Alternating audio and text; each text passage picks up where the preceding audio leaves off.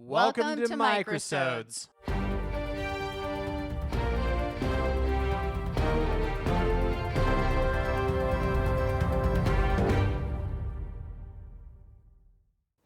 Okay. Welcome to another episode of Microsodes. Hello. Hello. Who are you? No. Oh, do I say me first? Well, you introduced the thing. Oh, so perfect. Hello. My name is Ashley, and I am a movie novice. Okay. So that means that I didn't watch a lot of movies, and now I watch more. My name is Bobby, and I am the resident cinephile here on Microsodes. That just means I've seen a lot of movies. I wouldn't call myself an expert, but I would say that I have some expertise in the movies that I've seen. If you will. Yeah, exactly. Before we get started today, this Microsode could be 5-star sponsored by Flybird. I have the Flybird adjustable bench and adjustable weight set, which were lifesavers for me during the pandemic. With the gyms closed, we had to find a way to stay physically active, but also with items that didn't take up too much space and wouldn't break after the first use. The Flybird adjustable bench was ranked the best overall weight bench for 2025 on verywellfit.com. Wow. And it has a 5-star review from a verified buyer named Barry. Barry said, "It's easy to assemble, works perfectly. Best money I ever spent. Works perfectly, easy to assemble, easy to break down and store, and adaptable for a ton of different exercises. Would highly recommend." Nice. And you got yours in 2020. Yeah, and it's been, like I said, a lifesaver. It's kind of nice some days when you don't want to go to the gym either, and you can just get in a quick workout here at the house or wherever you may be, in a garage somewhere or wherever else. And it's easy to set up and fold set up and take down. Yeah, and what it says is the only downside, the con that they had on there was it only has one decline portion of it. But I mean, you have a bunch of different ways to adjust it. So there's a lot of great options for you. And Flybird has a bunch of great sales that go on all the time, and they're very highly rated on Amazon. Nice. Yeah. So they have sales on Amazon? Yes. I don't know when this will air, but for President's Day, they have a 20% discount. Heck yeah. Flybird. Get your workout in. Get your workout in. Like a bird. I'm like a bird. I like to work out. Nice. One bird on the bench is worth 2 weights in your... No. One bird on the bench is worth 2 weights in your hands. I like it. Flybird. All right. Welcome back. We are going to be watching Trap this evening. It has for those of you who are new listeners, I will utilize this brief amount of time to tell you the runtime, the director, distributor, platforms, the year it was made, and the genre behind it. So Trap has a runtime of 1 hour and 45 minutes. The director was none other than M. Night Shyamalan. The distributor is Warner Brothers Pictures, and this is a Max original. So if you want to watch it for free, you have to have a Max subscription. But the other platforms that you can watch it on are YouTube, Hulu, Sling, the Roku channel, Amazon Prime, the Google Play Store, Apple TV, and Fandango at Home. But I believe with all of those different platforms, you're going to have to pay for it. At least that's what I saw. I have a question. Yes. Now, you said YouTube. Is it YouTube or YouTube TV? It's YouTube and YouTube TV, but Whoa. with the YouTube Premium, you can also buy it at a discounted rate. Nice. Yeah. This movie was made in 2024, and the genre is thriller/crime. So it is rated PG-13. Yep. So, Ashley, are you ready to watch the preview? I am so ready. All right. Well, you watch that preview, and then we'll be back right after she watches that. So we just finished the trailer. It was a very interesting trailer. Definitely made me want to watch. Okay. So what I know is there's there seems to be a killer named the Butcher, unrelated to the boys. Great show, by the way. That's a great show. We should talk about that as well. And he, I assume, is a serial killer of some sort. And he talked to someone who works at this music venue, like a music amphitheater. I mean, it could be anything. It could be like Staples Center or SoFi, just like an employee. Correct. And they mentioned something about how the Butcher is out, or they're trying to catch him, and the concert is a trap. Mm-hmm. So what I think, and they made comments throughout the trailer saying, oh, he's going to be calm and he's going to try to get out, but he can't get out because it's a trap. However, they never referenced he, so it could be a woman. But based on the trailer, it makes it seem like the audience is supposed to think Josh Hartnett's character is the Butcher and he's trying to get out. However, in my brain, I think maybe he is actually following the Butcher, and he also knows this is a trap, and he's trying to put his mind in the mind of the Butcher so that he can actually find them before the cops do. Why did you... Okay, I mean, I love that thought process. Why do you think that he would want to catch the Butcher before the cops? Maybe vengeance. Maybe he killed his wife. Got it. Or the Butcher killed his wife. Got it. Well, hey, there you go. Here's the synopsis of the Okay. movie. A father and his teenage daughter attend a pop concert where they realize they're at the center of a dark and sinister event. That's the end. I like your explanation of it way better. Well, what did you get from that From trailer? From the trailer, I saw something completely different than what you did. Oh, okay. So what did you see? Well, it seemed like based upon the way that he kept looking, because his face would go from like happy or intrigued to almost like dark, like there was a darkness coming over him. Mm-hmm. I do think he's the Butcher, and I think that they're there to catch him, but he thinks he's so smart, he's going to outsmart everyone. The cops, the people that work there, his daughter, all those kinds of things. It just reminds me of something like a John Wayne Gacy, or people always are like, oh yeah, I never really thought anything weird of him until they found out that he was insane. Yeah, that's true. So I like that. Yeah, well, we'll see. So I'm very excited to watch it, and I'm excited to see how the story turns out. We're going to turn this on, and then we'll see you after the show. If you're new here, once again, this will be the last time for our regular listeners, but just to give you a kind of an overview of the structure of our microsodes, you get you'll have 5 different categories and then an overall score. So in each one of the categories, we're going to rate something from 1 to 5, 1 being the worst, 5 being the best. And then we have those different 5 categories. So what are those categories, A? The first category is story. The second category is acting. The third category is writing or dialogue. The fourth category is direction.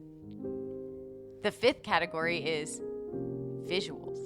Very nicely done. You should Thank go you. into voice acting work. Maybe Well, you will. Maybe I will. Who knows? Hire me. Well, don't hire her away from the show. Can't afford that.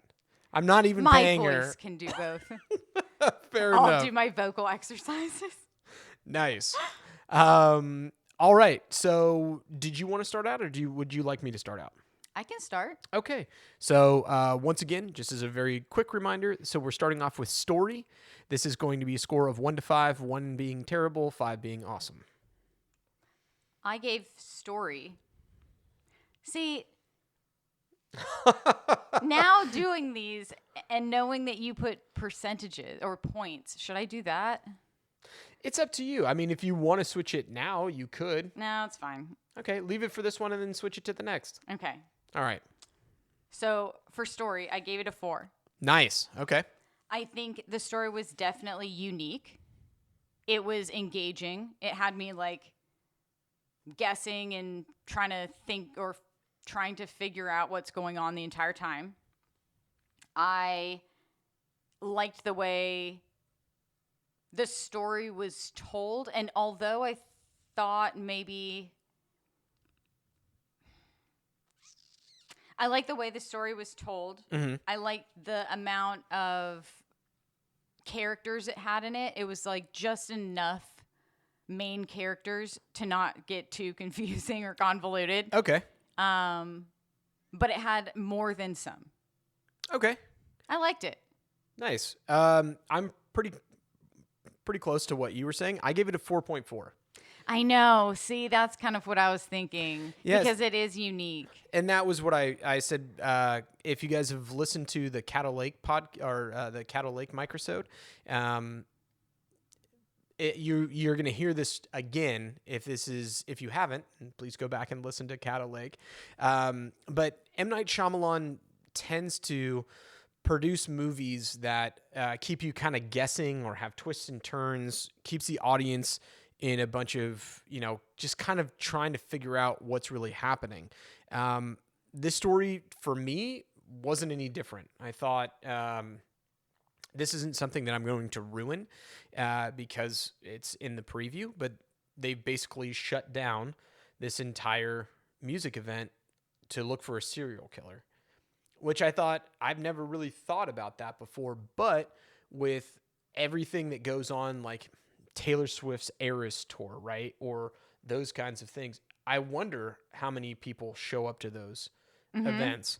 You had security, you had digital tickets, IDs, digital passports. And it seems like it's something kind of almost tailor-made for Special Victims Unit or whatever else. Like, oh, we're going to catch the bad guy and he's going to be at this music event. But it was just something I hadn't thought. Oh, yeah, like something that would never happen. Yeah. Yeah, it was very interesting. Yeah, I just saw it. It was so original. I completely agree. Yeah, so that's the reason why I gave it a 4.4, because I thought, wow, it's a very original idea. I also changed my score from 4 to 4.3 because I was allowed to now use decimals, and I'm going to recalculate my entire score. Okay, so then I will do acting, if that's okay with you. Please do. All right. So acting, I gave a 3.3. It's been a while since I've seen Josh Hartnett in a movie. And I thought he did okay as like the main character. He didn't really carry it, I wouldn't say, but it was fine. He was all right as a main character. Ariel Donoghue, sorry if I butchered your name out there. She plays his daughter. She did an okay job in the movie. I wouldn't say that she was all that great. And then everybody else just kind of played their parts. It wasn't an overwhelming acting experience. The one thing I will say, though, is M. Night, if you ever hear this, stop putting yourself in your movies. It's just not good. It seems like you're reading your own lines, and it's become a little bit of a distraction because everybody's waiting for you to be in your own movie to get through the part where they have to see you. How sad. It's the truth. You thought he was really good in this movie? I don't know if I would say like he's a really great actor because I know he's a director and a producer And a writer. Yeah. Mm-hmm. But when I see it, I'm like, oh, I like that he's able to do that. See, and there you go. Maybe there's people out there like you that love seeing him in his own movies. I mean, there's people out there like me that are like, that's enough. For me, like, I guess I knew that he was in all his movies, but I never think like, oh, I'm waiting to see him. I never really thought about it that way. It's because you haven't seen a lot of his movies. Well, I have. Okay. But you know what? The ones that I saw before I met you, I don't think I knew who he was. I think I just associated him with another actor. Right. Just some guy who comes in and reads like deadpan lines. It's the thing. He like doesn't ever like act. He just says like things very deadpan. Like he's literally reading a script. Oh, see, I feel like when people say it that way, it feels more believable. Because some people, if they're reading a script, say like, I don't know, are you eating those Chips. I don't know. I feel like if people You better put those chips down. if people are acting, they might be like, "What are you doing with those chips?" Instead of, "Hey, what are you doing with those chips?" Yeah, but he delivers it like, "What are you doing with those chips? Those chips are my chips, and I really enjoy those chips, so they're for me and not for you." Okay, I know exactly what you mean. I get it. Yeah, I get so it. that's the reason why I came across the way that I did. And maybe there are people that really enjoy his acting performances. Just for me, I'm like, enough. But because I think it's fun when it's like something that you don't expect. Oh wow, he hasn't been in a movie for a long time, so there he is. But when it's every single thing, not the gimmick, but like maybe the nuance of it just kind of goes away. Like then you just start expecting it, and it's not as fun as it was the first time. That makes sense. I guess if he was only in certain ones, that might be like more intriguing. Right. So there you go. So that's what I had for acting. Okay, for acting, I gave it a 4.2. Nice. Okay. I think all of the characters did a great job in acting. How do I say this in a nice way? Okay. It's not that she was a bad actress. Mm-hmm. It just seemed a little too fangirly for the daughter to act the way she did. Like, but I also, like, I'm not a preteen teenager, so maybe kids really are that. It just seemed over the top. Like, she just seems so eager and obsessed with this, like, Now, can I ask singer. one question? Yeah. If when you were younger, Never. well, hold on. I haven't even asked the question. Okay. When you were younger, I was never younger. I was always this age. Okay. Did you know like all the Spice Girl moves, like to all their music videos? No, I didn't know the dance moves to all their videos. I knew like all of their song lyrics at the Okay. time, and I knew their names, and I knew like Did you? I don't know. And you had like some of their toys and stuff like that. Yes, Spice Girls were definitely like something I was very into, but I was never acting the way she did. I guess I just thought It was too much. I thought it was more the exception and not the rule, those people. And so when it's just supposed to be a regular character that's obsessed with something, like I never thought they'd cast her as like the exception rather than the rule. Personally, I guess maybe that's just how I saw it. But No, that makes total sense. Was that all you had for that category? Oh, no. Okay. So I also really liked the vendor character, Oh yeah. the merch vendor, and then the daughter's friend's mom. Yeah, believe me, I wrote that down. Okay, so I think the vendors I think everyone's acting was really good. Like, I think the vendor did a great job. I think the mom did a great job.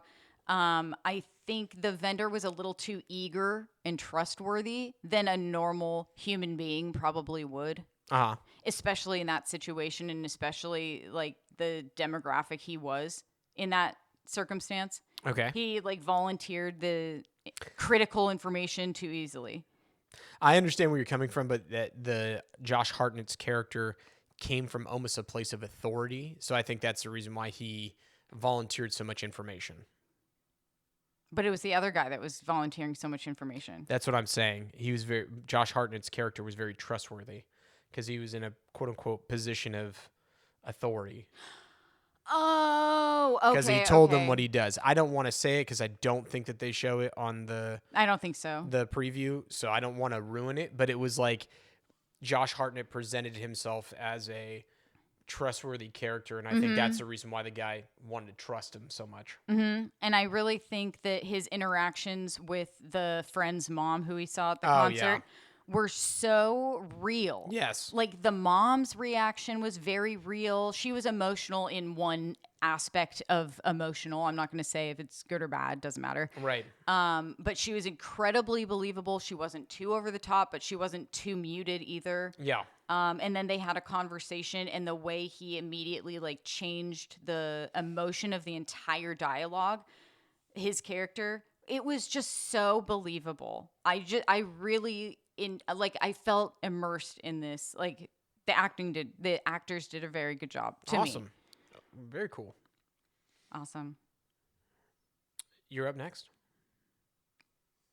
Oh, I'm going first for this one? Yeah, because I went first on the last one. Writing and dialogue? That is correct. Okay, I gave it a 4.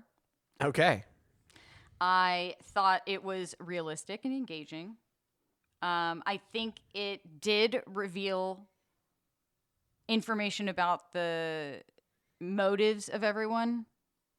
I think it was really cool how they had different people working at the venue that were kind of talking out his actions while he was making them. Okay. I really liked that they did that because it was easier for me to understand what was going on. Because if they didn't, I don't think I would have been as like intrigued. The fact that they were talking about it as he was doing it was very intriguing to me. It was like giving me more of a perspective on why he's doing the things he's doing rather than him just doing those things. It gave us like an idea of the motivation behind it. And I really thought that was cool. Okay. Let's see. Yeah, I guess that's it. I really enjoyed it. I think everything seemed pretty real for the most part. Okay. And I think they did a great job in acting. Or no, sorry, in writing. There you go. I kind of went the opposite of you on this one. I gave it a 2.1. Oh. And here's the reason why. It didn't really, the writing and the dialogue didn't really push the story along. I think in the previews you'll be able to notice this, but Josh Hartnett just keeps leaving his daughter behind. And I'm like, I don't know how that's supposed to like push this movie further along than what it was. He just, that doesn't, I see what you mean. I totally see that. He just kept like, I don't know, just kind of sputtered a little bit for me. There was a lot of close calls and coincidences that I was like, there's no way that this could actually happen. I would have to agree. And I think for me, the best portions of dialogue were saved for the mom. Yeah, it was like great. It wasn't even a big part. She had such a small part, and it was so real. Like those interactions were so real. And that's the reason why I mentioned it. I thought that the dialogue between those two was awesome because it really, you got that. I don't know, that weird tension exchange. That, if you were, in every TV show that they've ever shown where you cut somebody off, dropping off your kid for school, and there's like some angry mom that comes and yells at you or something like that. You could see like, oh, that could happen in real life. Right. And so I felt like that dialogue between those two was really, really well done. And then I thought the girl who played the Dark Lady Raven, which by the way, her name is Saleka Shyamalan. Yes, it is his daughter. I knew she looked familiar. She also, was a great actress. She did a great job. She did a pretty good job. Almost kind of the same thing though. A little bit of just reading through the lines, but he saved a ton of amazing dialogue for her. And I was just like... And she was very realistic. Like, I believed her. Yeah, and so for that reason, I just felt like the story wasn't being pushed far enough. Like, this all comes up in the preview, so I'm not ruining anything. The guy's name's the Butcher, and he's cutting people up, and they're talking about how many people he's murdered. Well... Like, did they say why? Did they say anything? Did they like give you any of the dialogue, or is it written in there why these people want to catch him so bad, and all these different aspects? I just didn't feel like it was like a great script. I just felt like it just started and then went through and then ended. And I was like, meh. When you say that, I totally agree. And I completely forgot about that part, to be honest. That is crazy. You're right. I wish we knew a little bit more about his motivation before the story started at the beginning of the movie. Right. We didn't know much of a backstory at all. So you're right. I think I would have given it a much higher rating if that had been the case. I agree. So that's where I came out on that. The next category is direction. I gave this one a 3.5. M. Night is a great storyteller, I think. He has a good way of, I think, coming across and getting across what he wants, even if it's not necessarily great for the audience. He's just like, I have this vision. This is what I want to do. This is where I'm going. I think just in this movie, there was a lot of overthought plots and twists and coincidences and random things that happened. And, I don't want to ruin anything, but there's just a bunch of times where you're like, there's no way that that's going to happen. There's just literally no way that that one thing is going to work out for him. Mm-hmm. And, I think this is in the preview. He walks through a room full of police officers who are all looking for someone with his same demographic. Yeah. But he never gets stopped. And I'm like, what's happening?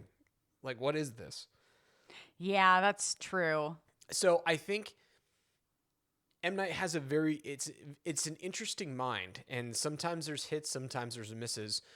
I think the reason why I rate it so high is because it's very in line with the way that he directs and films things. Mm-hmm. And so for me, it's like, I'm not going to knock him for that because that's just who he is. In every movie that you see, or I won't say every because that's too Broad. much, but I would say 75 to 80% of the time, when you go see an M. Night Shyamalan movie or something that he's produced, you kind of know that there's going to be something going along with it that's going to twist or turn or end up not going the way that you thought it was going to go. And so for that, it's just like, I can't dock him for being himself. Right. So that's the reason why I gave it a 3.5. I see. Oh, is it? Should I tell you what I gave it? It's your turn. I scored direction a 4. Okay. I liked the pacing. Okay. I liked how quickly they got into things and how slowly they timed things out. And for me, just like what you were saying about like unreal circumstances, my favorite part about those unreal circumstances are how he gets out of it. Well, that's like, how on earth could someone get through this unreal circumstance? So the way that he writes him to get out of it is very interesting to me. Okay. Well, there you go. I mean, listen, can't knock you for that. I some people will really, really enjoy that. Absolutely. Yeah. So I did like the direction. Okay. I gave it a 4. Awesome. Last category. Would you like to go first? Sure. Yes. The last category is visuals. Visuals. I gave a 5. Whoa! I think it's the first 5 that's been given out on these microsodes. Okay. I know the first 5, and it's Let me know why. 3rd episode in. That's it. So not too far. It's not like we got to episode 27. Hey, listen, you take what you can get. All right, so tell us why you thought it was a 5. Okay. I really liked how bright everything was. Oh, yeah. Okay. Throughout the hallways of the venue, everything was bright. I like that I could see everything. I like that there was a lot of background going on. Like there's a lot of things going on in the background that we could look at. There were a lot of extras, which I really like. I don't know why, but it's like crowded, but it didn't seem too crowded. Okay. I really enjoyed the way that they filmed the first person narratives in addition to like the normal third person viewing, I guess. Okay. Because especially when he was talking to either the merch vendor or the mom, it was very interesting when we would see them as a third person shot, and then all of a sudden we'd see it from each one of their perspectives, which was so interesting to me. I get you. So I really liked that. And I also really liked that when they were in the venue with the artist, Lady Raven, I liked that the lighting was like they were actually in a show. It was blinking like red and blue types of lights like shining on their faces. And I know this is probably really dumb, but I liked that it really felt like we were in a show. Yeah, and I agree. And in addition to that, it still felt bright, even though they were in that amphitheater. Yeah. Like a lot of them would be in that, and they would only be lit by the red and blue lights. But this one, I feel like there was still some more ambient light in, so it felt brighter. Yeah. And that's why I gave the entire thing a 5. Hey, I can't disagree with you. I think you hit a lot of the things that I'll probably end up saying, but I give it a 4. Oh, nice. And my reason why is like it was all shot inside of one place, which was nice because if you've ever been to an arena or you've ever been to like a sports, a football game or a sports event or a concert or anything else like that, we were lucky enough to go see Elton John. Yeah, and then Wicked as well. But in any of those things, everybody's like sitting down and there's lighting and you're looking forward and the lights of the show kind of attract you and it just kind of brings you into that like feel of it, which I really enjoyed. And I thought that when they did the kind of character switch in his psyche, I like the way that they showed that as well.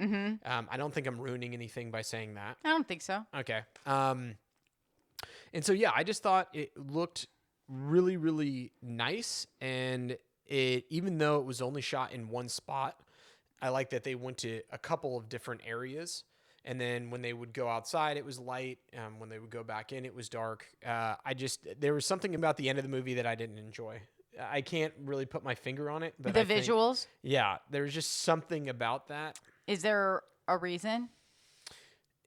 It was... Without giving anything away? I think seeing... Them go to a different location, maybe?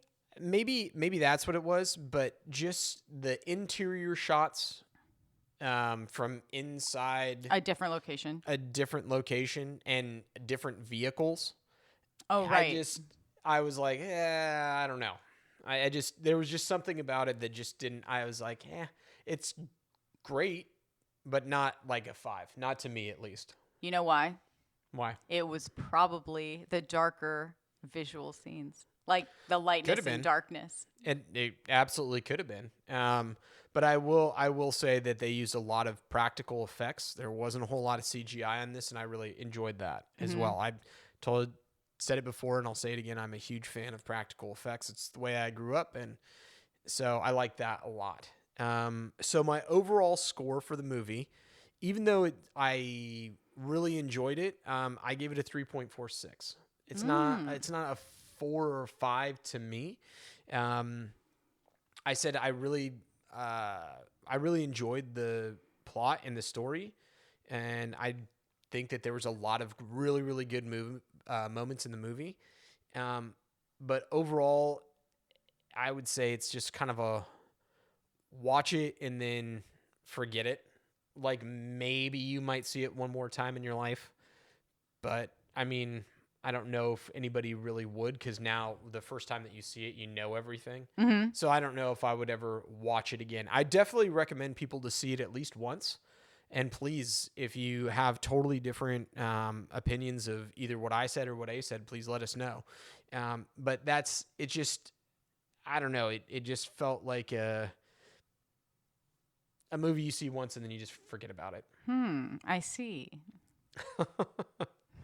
Okay, what about you? I gave it a 4.4. Okay. Wow. I really enjoyed it. I loved how bright it was. I loved that we felt like we were in a concert.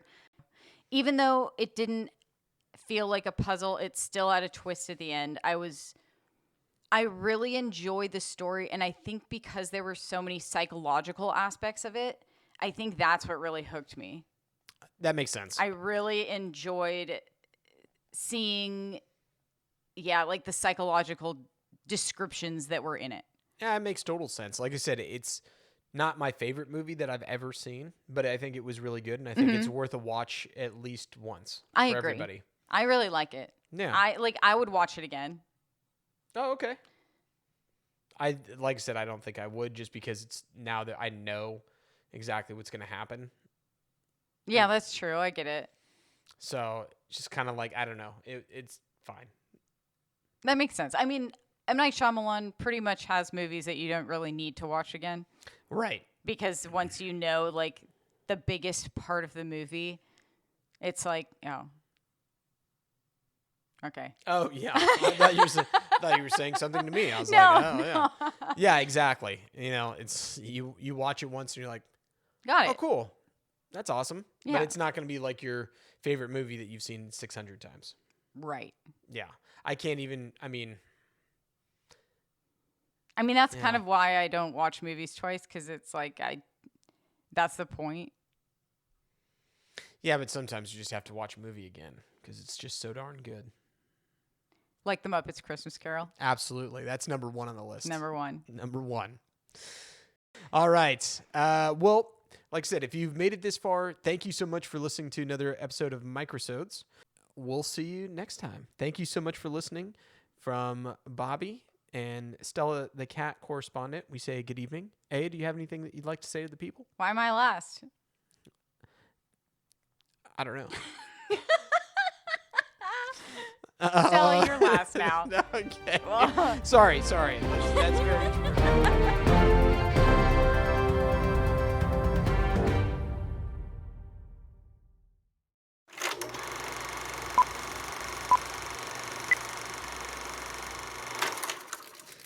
All right.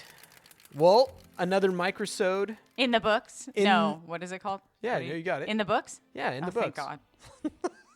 I got something right. So two birds are worth two stones are worth one bird in the bush.